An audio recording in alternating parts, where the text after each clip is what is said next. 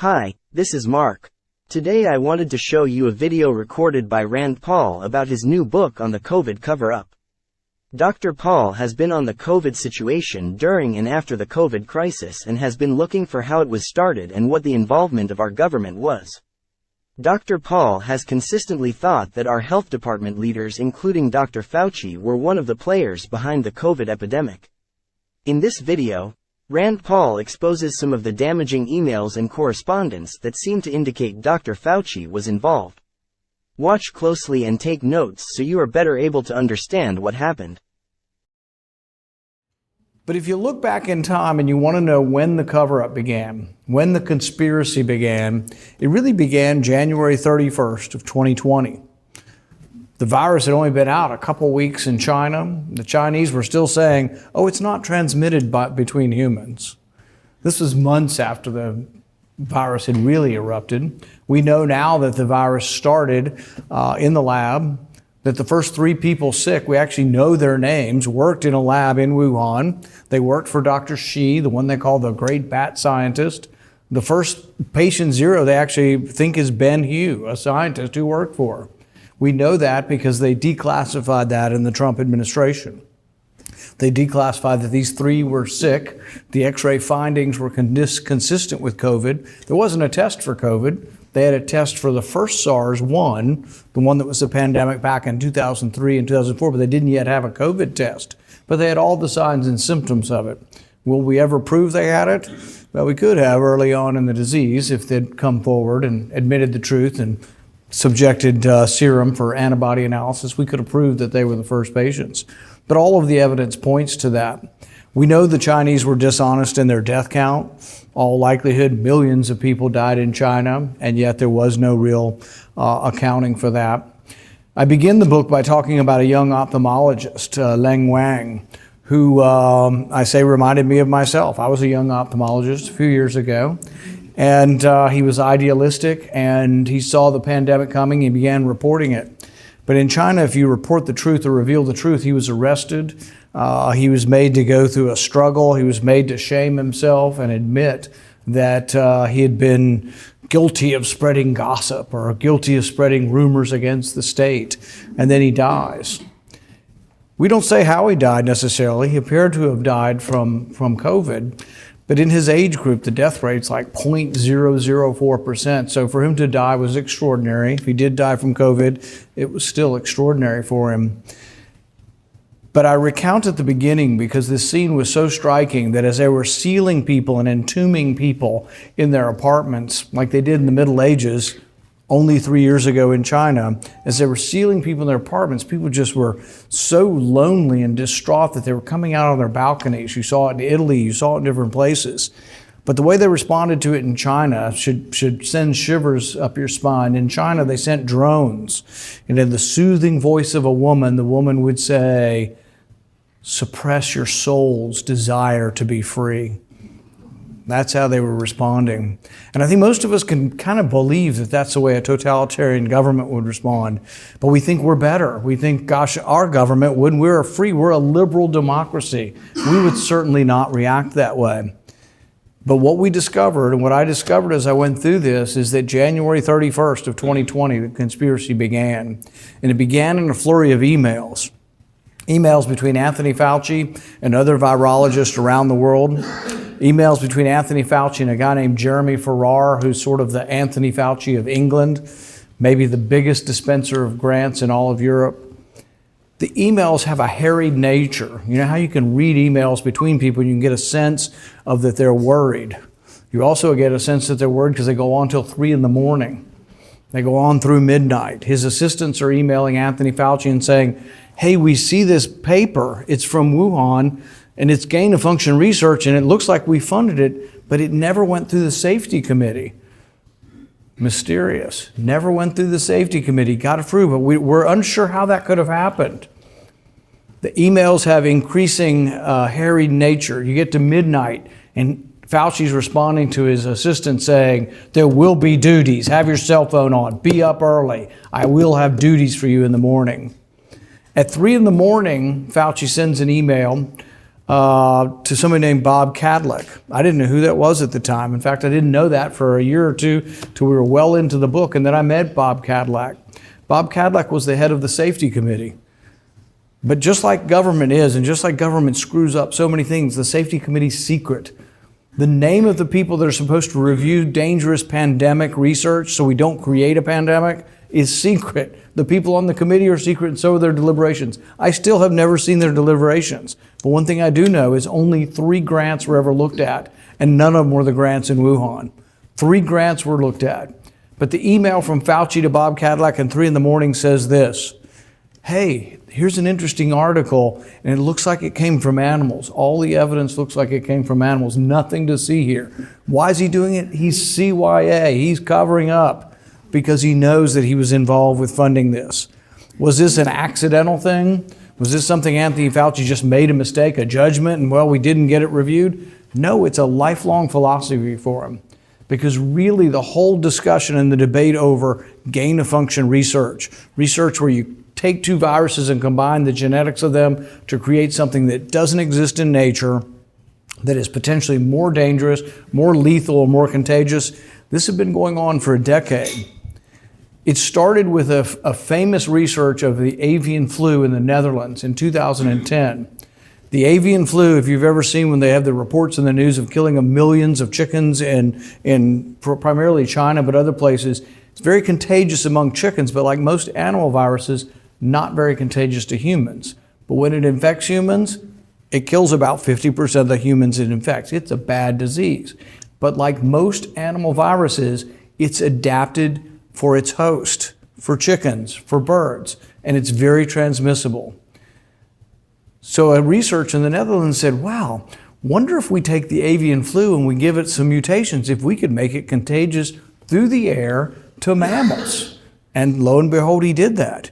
But people became alarmed. They're like, wow, this could be a recipe for terrorists to create something that could, kill off 50% of the population. And they debated over whether to publish it, because they thought it could be a roadmap for terrorism. So the debate goes back and forth, and on one side are the good guys, and there are many of them you'll learn about in the book who are scientists, who are credentialed at many of the prestigious universities, and yet they were very worried about this. On the other side, Anthony Fauci and all of his colleagues that helped him in the cover-up. And Anthony Fauci actually says in 2012, he says that even if a scientist were to become infected, even if a pandemic were to occur from gain-of-function research, that the knowledge would be worthwhile. I would venture to say that the people who lost loved ones in COVID would probably disagree with him. So this is the way this begins. They're having conversations. The emails are going on in a frantic pace. Jeremy Farrar, the Anthony Fauci of England, is having discussions with his wife. His wife remembers 17 phone calls in one evening. She remembers telling him, and she's a scientist also, she says to him, maybe you should talk to your family. Maybe you should inform your family something about this in case something happens. They're really thinking, and he never really intimates who's going to kill him or who might kill him, but they're worried that he might be killed over this knowledge. He says he bought a burner phone. They all begin trying to use various forms of email that are not responsive. We have one of Fauci's assistants saying, well, don't use your government email, it'll get FOIA'd. They're FOIAing me to death. Don't use your government email. That's a crime. You remember Hillary Clinton, you remember all the discussions. The executive branch has to use government email. And yet there was this idea we're just going to go outside the boundaries of this to have these discussions. And this began in January 31st, February 1st. So there's a big phone call on February 1st. And in that phone call, we know the results of that because we finally got another email. We get these emails by drips and drabs over time. We get an email from Anthony Fauci of a Slack conversation, which is, I guess, a group texting mechanism. Yeah, the young people are nodding their head. I don't know what that is. But in the summary of that email, he says, well, yes, we've all looked at it. So and so and so and so. All these famous virologists have looked at it, and looking at the sequence, this is not something we've seen in nature. It's really unusual. This category of coronaviruses typically don't have what's called a furin cleavage site, which is a site that allows them to enter into human cells. Well, this is just extraordinary. We think it looks like it was manipulated in the lab, and this is our conclusion. And we're very suspicious because we know in Wuhan they're doing gain-of-function research. Fast forward a year, he comes before my committee under oath, and he says the NIH has never, unequivocally, never, ever funded gain-of-function research. Now, part of the reason he can say that is they changed the definition of gain-of-function. They literally went to the website the day before the hearing and changed the definition. But even that isn't enough to weasel out of this. He's like, well, animal viruses can't be gain-of-function. They have to be human viruses. Well, what if you take two different animal viruses and you put them together and now they infect humans? You don't know this in advance. So part of his definition was, can't be gain-of-function unless we know it's going to gain function. Well, that's what the experiment is to see if it gains function. That's ridiculous. But we do know that certain of the backbones of viruses that we're combining have 10, 20% lethality. We know that there are some viruses that labs are working on, such as Ebola, Nipah virus, Marburg virus, that have 50% mortality. We quote a scientist in here who's a 30, 40-year virologist who is in the Trump administration who says that he thinks this will happen again. But he thinks next time it could be 5% or 50%. If you've ever read about the Black Plague, you've ever read about the 14th century, it's hard to imagine what happens when a third of your people die. In those days, when a third of the people die, that's loss of knowledge, loss of know-how.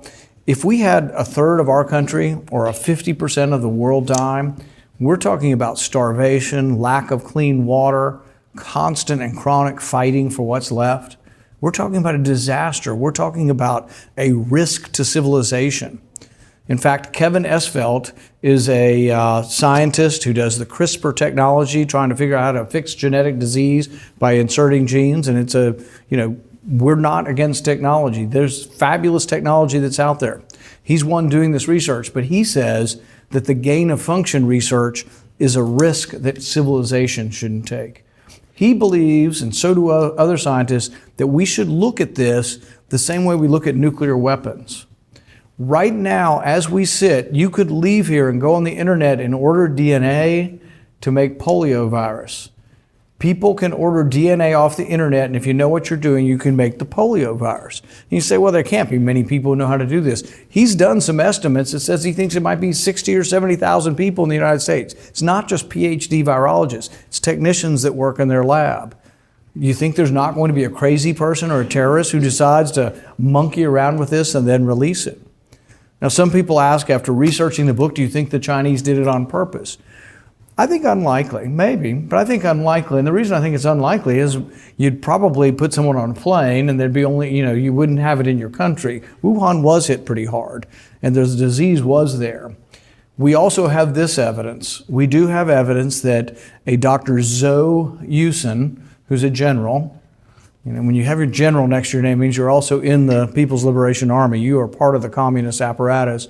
He was working on a vaccine in 2019. In fact, something mysterious happens. In February of 2020, a month after they said it wasn't transmissible and there's nothing to see here, and they just said, look the other way, they have a vaccine in China in February of 2020. Nobody believes you can get one that fast. Even an mRNA, you can't do it that fast the first time around. There's no way. Now, they do think if the virus started in November, or if you had actually created the virus and you were trying to work on a vaccine to that virus and then the virus got out, you could have been prepared. He creates a vaccine in February of 2020. That doesn't work very well. And in April of 2020, he mysteriously either falls or is killed. He falls from a building. He either jumps or was pushed. 2 months later, we know he was working on a virus. We know he was working with Dr. Shi. We know that they knew how to do this research to take a coronavirus and stick a cleavage site in it, a human cleavage site, to make it more infectious for humans. We know they were doing this. Did our government help me find out any of this information? Absolutely not. They have hid everything from the very beginning, continue to hide documents to this day, and it's a rare Democrat, except for when I bludgeon them under duress, that will help me. I hope this video helps you better understand more about COVID-19 and how our government was involved in a cover-up. Based on what Rand Paul's research found, Dr. Fauci was behind the cover-up. Yet this is another example of how those who support the elites are not prosecuted. Fauci lied to Congress and tried to cover up the fact that the health department provided grants that supported the gain-of-function research. We even found out that Fauci had the term, gain-of-function, redefined so he could say that they didn't fund any gain-of-function research. To watch more videos like this, go to Nehemiah Reset's website, nehemiahreset.org, or to our rumble.com channel. We produce new videos every month where we try to answer questions from a biblical perspective on the issues of our culture. We hope to see you again soon on another Nehemiah Reset video. Have a great day.